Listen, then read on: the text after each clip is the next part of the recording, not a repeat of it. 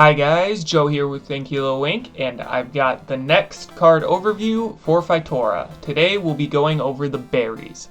Originally the berries were like a wild card, they didn't really have a set goal, but as the games evolved and continued to grow, they've become more of like a control group. They got a lot of abilities that let you choose who you want to attack. A lot of abilities that that kill or remove opponents' cards. So it's a group of cards that will help you control the battlefield. And starting off, we have Pepco. It's a little pepper gecko. It's got decent stats, and when it's killed, you can pay 1 energy to return it to your hand, which is pretty good. The main use of Pepco is a blocker, and then so you block an attack, and then next you get it back into your hand, and the next turn you play it into an empty lane and get a point, or at least that's a good idea.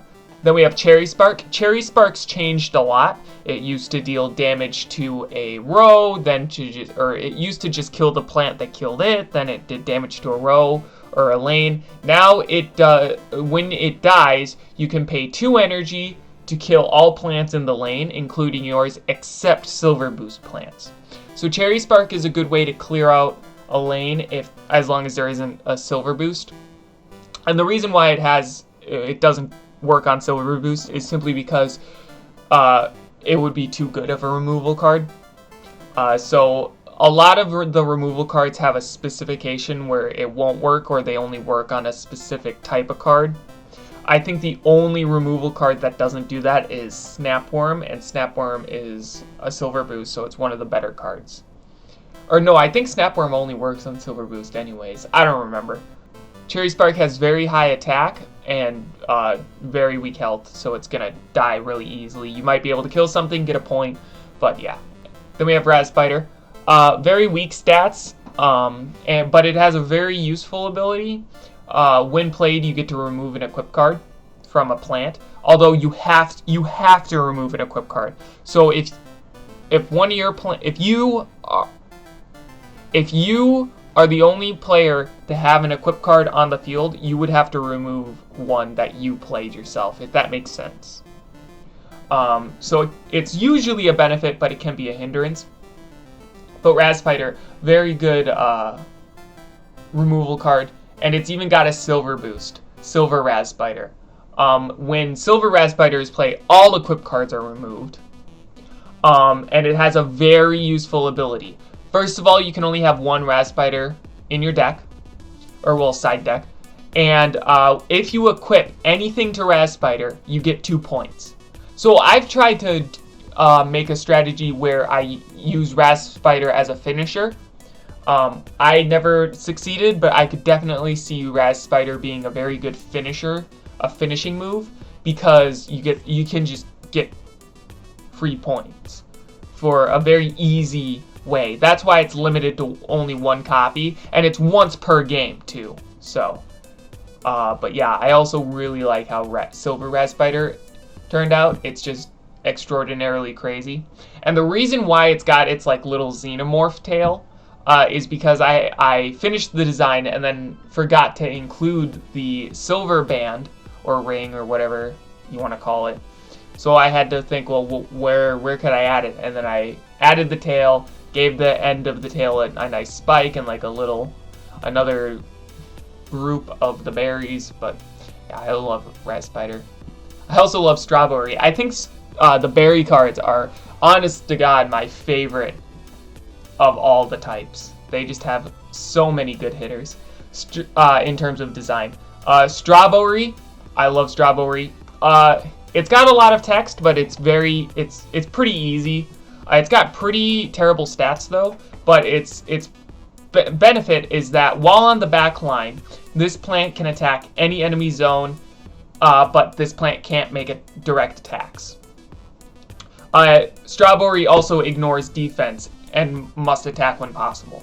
So basically all it's saying is that you can attack any enemy plant you want, you just can't make direct attacks.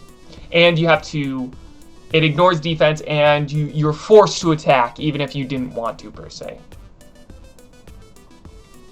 Then we have Oberry. Oberry has changed a lot in terms of stat balancing, in terms of its ability.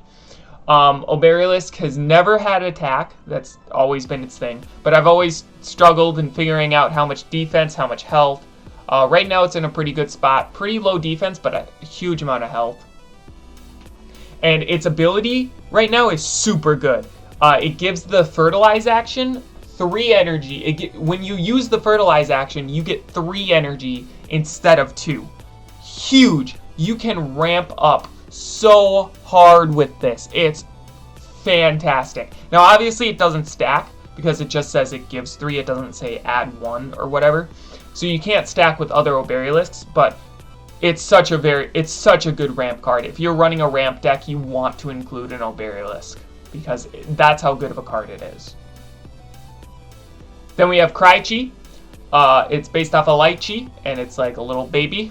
It's got mediocre stats, pretty good health, pretty good defense, low attack, just mediocre stats. It does have a silver boost though. This is more so where the cry comes in, but double stats like all silver boosts, and then when played, all enemy plants lose 10 attack and 10 defense. So that's not terribly great. Like if your opponent only has 1 or 2 plants, like that's only 40 stats in total, which is fine, I guess. But like if your opponent has a full field, that they're losing. Let me think real quick math. 6 times 20 is 120 stats if I'm correct, which is massive. Now 10. Now it's a lot, but it's divided up between attack and defense and only 10. So it's not that big of a difference, but like, I don't know. And while Crichi is on the front line, it is immune to Floral cards. So it's just kind of a blocker. It lowers the attack and defense of enemies to help it deal damage and to help block more damage. So it's just a blocking card. Crichi's ability has changed a couple of times. I think it's okay right now. It's definitely it's probably the weakest cards in terms of design, aesthetic, and abilities out of the berries. But even then, it's an okay card. Then we have Jam Slime. I love Jam Slime. I love using Jam Slime. Oh god. First of all, its design, phenomenal. I love Jam Slime's design. Second, as you can see, it's one of, if not the only, no, Blowtoad also has question marks, I think. But it's one of the very few cards with question marks for stats. When Jam Slime is played, it gains 20 attack and 5 defense for every card in your hand, okay? That's great. That's super strong. You get a huge hand of cards, and Jam Slime's a monster. So I had to add a negative effect where when it's played, it also loses 5 health for every card in your opponent's hand, which is a big negative. Usually your opponent will only have about 4 or 5 cards in their hand, so that's only 20 or 25 health out of 60. But the problem is 20 or 25 health puts it right in range of a Dynamo Seed. So a Dynamo Seed is a strong counter against Jam Slime. Other removal in general is a good counter. But like if you can get like 10 cards in your hand, you're getting 200 attack and 50 defense. And if your opponent has little to no cards, then you could even have the full 60 health. Jam Slime's just a monster. It really is a monster. Then we have Poison Toucan, the last berry card we'll be going over today.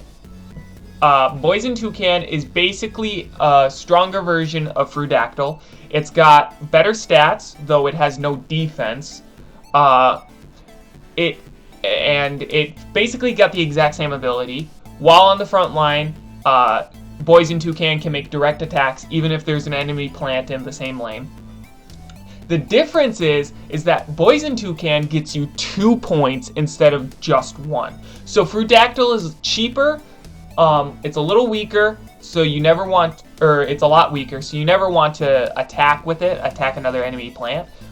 But it's cheaper, right? That's its main benefit. Poison Toucan, it's a little more expensive, it's got better stats, so you might consider attacking an enemy plant here or there, and you get 2 points instead of just the 1. It's super good. It's very, very good. I also love using Poison Toucan a lot. I've won a couple of games using Poison Toucan. Like, it's just a very good card. So that's all the berries. They're more of a controlled group of cards now. One of my favorites. I absolutely love the berries.